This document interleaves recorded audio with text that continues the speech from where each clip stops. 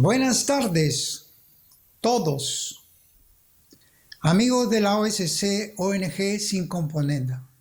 Hoy en un nuevo programa en Tiro Certero.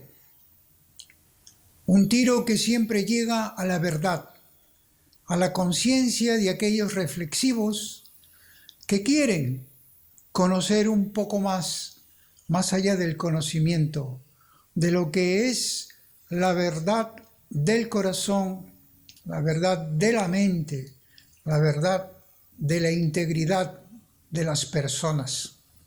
Y hoy hemos preparado un tema que tiene que ver mucho con el debate actual que se está dando a través de la vacancia, si la incapacidad moral permanente es realmente como se ha expresado en el acto de la vacancia de acuerdo a la Constitución, o que no está definida y por lo tanto es de libre albedrío interpretarlo. Pues vamos a aclarar todo esto dentro de unos instantes.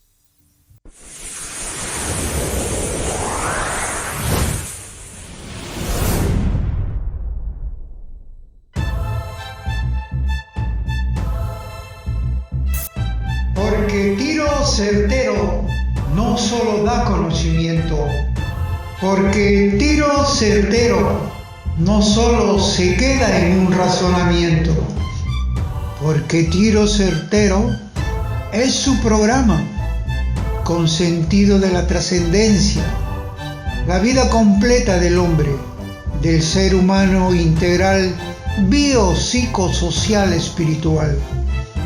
Tiro Certero no se achica ante la fuerza destructiva del nuevo orden mundial en estos últimos tiempos, porque Tiro Certero pretende involucrar a seres libres sin ataduras ideológicas, con capacidad de elección y capacidad de aceptación.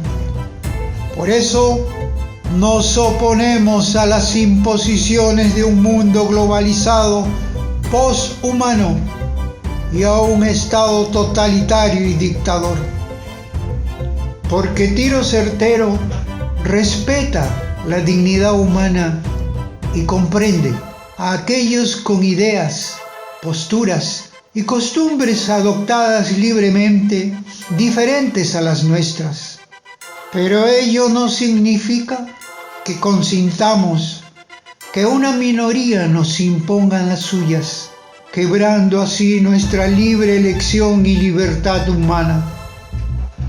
Tiro Certero da en el blanco de la verdad para que los ciudadanos libres e informados sepan decir lo que es sí, lo que es no. Tiro Certero es un programa sin tibiezas y sin componendas. Únete a nuestra visión todos los miércoles por Facebook y YouTube de ONG Sin Componenda.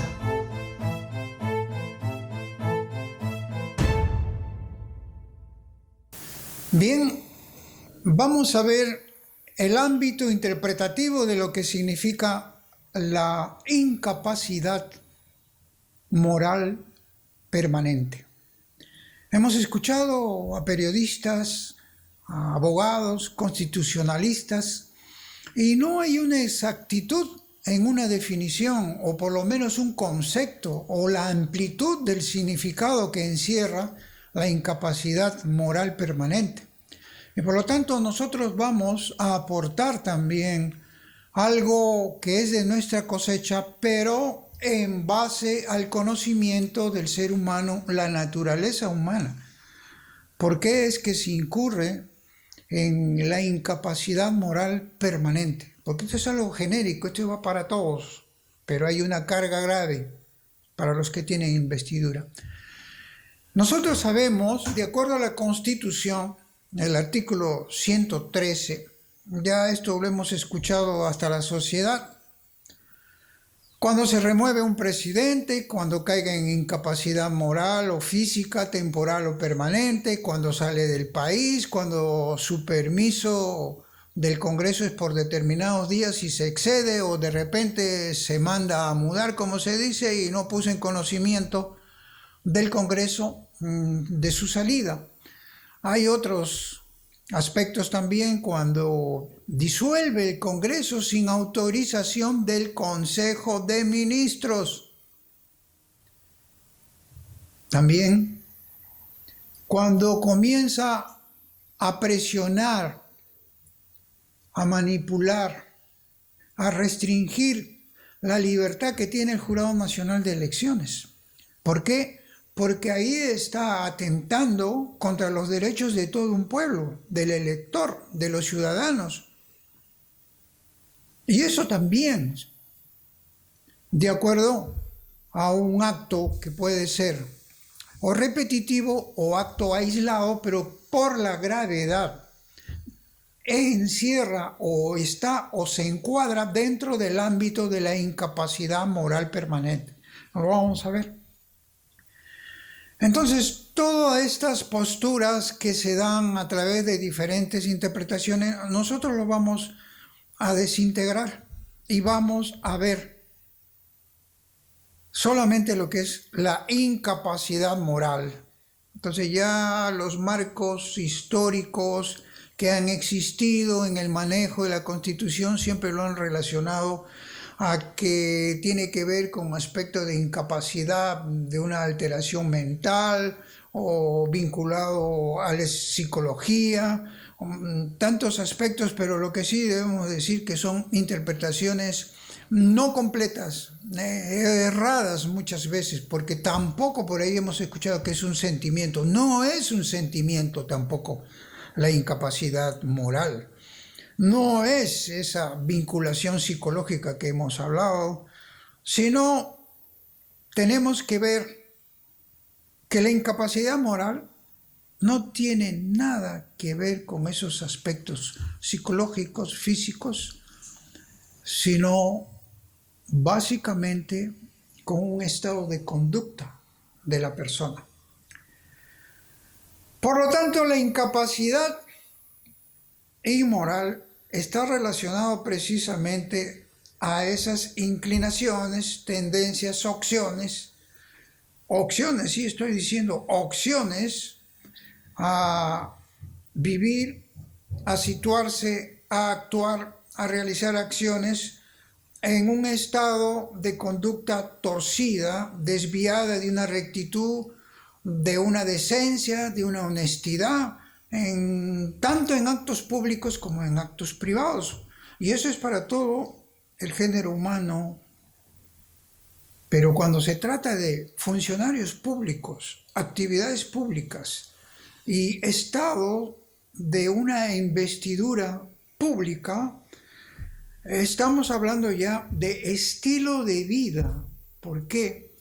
Porque el estilo de vida que en ritmo repetitivo, constante, permanece en engaños, en fraude, en malicias, en apariencia de rectitud y honestidad, cuando está haciendo todo lo contrario, ya es algo mayor. Eso es algo más grave. ¿Por qué? Porque se está movido por los deseos escondidos. O sea, son los móviles que lo llevan a disfrazar sus inconductas, sus tendencias, su proclividad a hacer algo que se sale de un marco de la rectitud, de la corrección, de lo recto. Entonces, la acción repetitiva de estos actos dejados de lado, lo que es la rectitud, son los móviles. ¿Por qué? Porque esos deseos que se tiene es para sacar provecho de sí, mediante un uso de un poder, mediante el uso de una autoridad y engañando para cubrir su real personalidad. Entonces, la incapacidad moral no está restringida a un solo acto. Tiene siempre un carácter repetitivo. ¿Por qué? Porque es un estilo de vida, es una opción de querer vivir así, engañando. Y es por eso que nosotros entendemos que debe haber una interpretación integral. Por tanto, fluye en razones políticas, sobre todo, eminentemente es el punto de debate en estos momentos, en donde esas razones políticas tiene que estar ligado y vinculado por el carácter de la investidura que se tenga, el sentido de idoneidad, el decoro de esa investidura, cómo se maneja, cómo se ofrece, cómo se presenta, la mayor honra que debe darse al servicio con autenticidad, con sinceridad, no engaño, ni menos manipulación, ni menos organizar todo un aparato manipulativo donde intervienen instituciones, cabezas de instituciones, medios de prensa y donde hay determinados técnicos, funcionarios, tanto nacionales como internacionales dedicados a todo esto. De tal manera que hay una carga agravada, pues.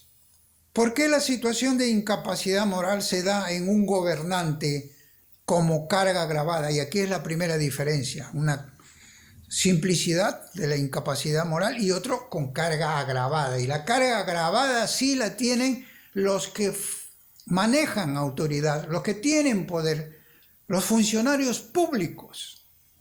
Y eso es una conducta objetiva por todo lo que hemos visto, esa carga agravada que es repetitiva, constante, tiene un ritmo de proceder chueco, torcido, una inconducta constante de mentiras, pues eso, ¿a quién está atentando?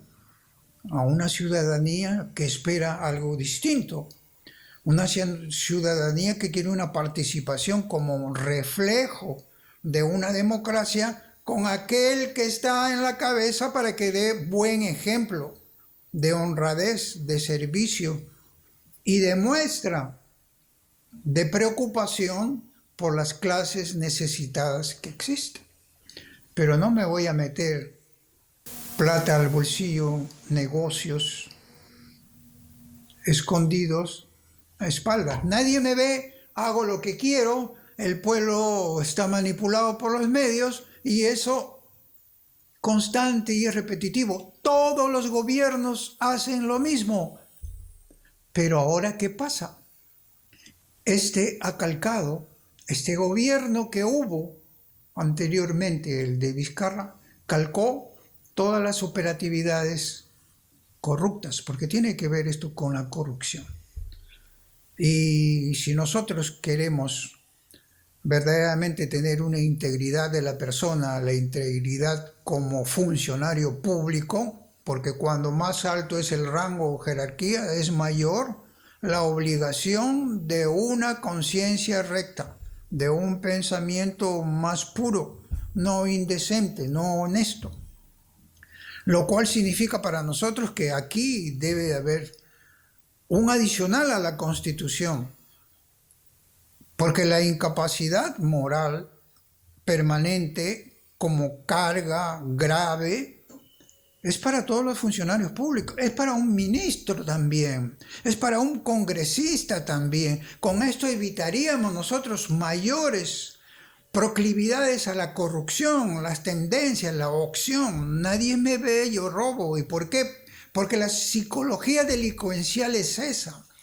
Nadie me ve, es un riesgo que tomo. Si me detectan, veré cómo salgo de esto. Y eso, en la psicología delincuencial, es tanto el chiquito como el máximo representante de una nación. Es la misma psicología.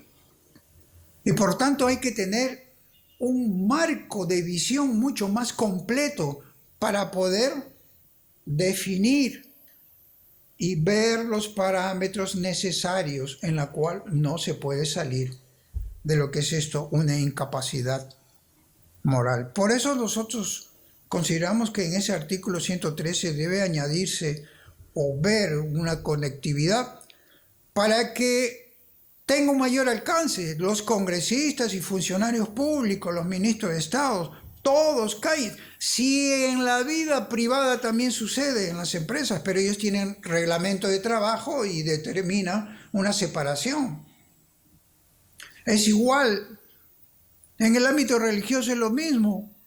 pastores, sacerdotes pueden vivir en incapacidad moral permanente y están mostrando una apariencia de rectitud cuando no es así. Todo eso es lo que significa la incapacidad moral permanente. Por eso, no solamente en simplicidad abarca todo el género humano, porque para eso está, sobre todo aquí los peruanos tenemos una constitución, el artículo 38 rige para todos nosotros, porque es un deber para con la patria, pero también debemos tener presente cuando hay una carga agravada, es de acuerdo a la investidura, al cargo que se maneja. Y esto es en la parte política, en la parte empresarial que toma otra denominación a través de un reglamento laboral. Y en la parte también religiosa existe eso, pues, pero eso es lo que menos se maneja. Y por lo tanto la incapacidad moral permanente es mucho más amplio. Y eso es lo que hay que comenzar a determinar en la propia Constitución para que los funcionarios públicos también queden incursos en este precepto. Hasta aquí llegamos con esta definición de incapacidad moral permanente. Hasta la próxima.